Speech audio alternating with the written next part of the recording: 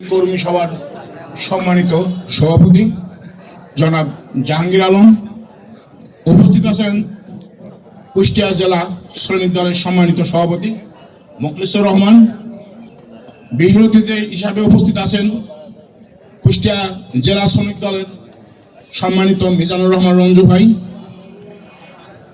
আরও উপস্থিত আছেন খুকসার নয়নের মণি, গণমানুষের নেতা, আমাদের প্রাণপ্রিয় খোকসার মানুষের খেটে খাওয়া মানুষের নেতা জনাব বীর মুক্তিযোদ্ধা আলাউদ্দিন খান।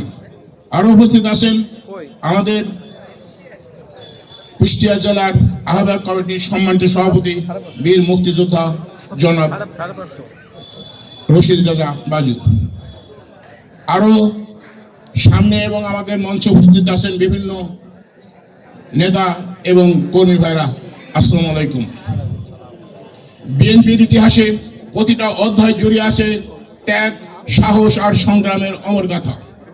খোকসা উপজেলা শ্রমিক দল সেই ত্যাগী ও সাহসী কর্মীদের উদাহরণ, যারা বিএনপির দুঃসময় পাশে থেকে নিজেদেরকে দেশের জন্য উৎসর্গ করেছেন। কঠিন পথ, অজস্র বাধা সবকিছু অতিক্রম করে শ্রমিক দল বিভিন্ন সময় ভূমিকা রেখেছে, আগামী দিনও এই ভূমিকা রাখবে, এই প্রত্যাশা রেখে আমি আমার সংক্ষিপ্ত বক্তব্য শেষ করছি। ধন্যবাদ সবাইকে। সার্টিফিকেট দিতে পারি।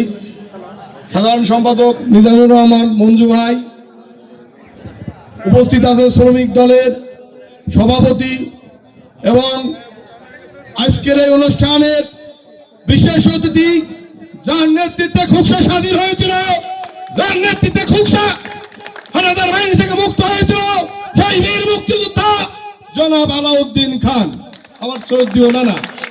উপস্থিত আছেন খোকসা পৌর বিএনপির সম্মানিত সভাপতি আমার শ্রদ্ধেয় চাচা মুন্সি এজেডটি রশিদ রেজা বাজু চাচা।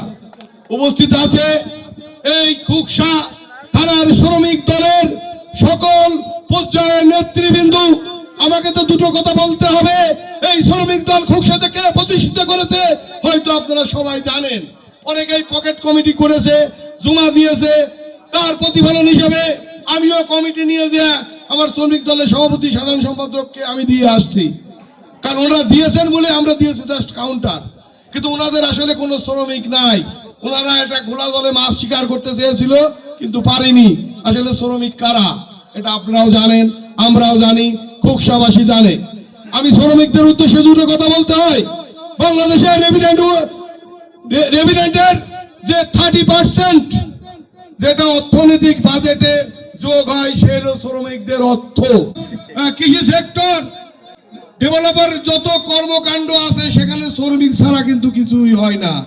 শ্রমিকরা তো কাজ করবে, যে যাবে তার কাছেই যাবে। ওনাদের কাজের জন্য পেটের দায়ে ওনাদের বিভিন্ন জায়গায় কাজ করতে হয় এবং কাজ করবে। কাজ করা এটা আপনারা বুঝে নেবেন। অনেকে অনেক ভোলা দলে মাছ শিকার কোনো চাপা থাকে না। যাই হোক, অনেক বড় বড় বক্তা আছেন, ভালো ভালো সুন্দর সুন্দর বক্তি। খালেদা জিয়া জিন্দাবাদ, শহীদ জিয়া অমর হোক, তারুণ্যের প্রতীক তারেক রহমান জিন্দাবাদ। আমরা অচিরেই দেখব যে আমাদের তারেক রহমান এই বাংলাদেশের মাটিতে পাও ফেলবে, এয়ারপোর্টে যখন পাও দেবে তখন এই ঢাকা শহর অচল হয়ে যাবে।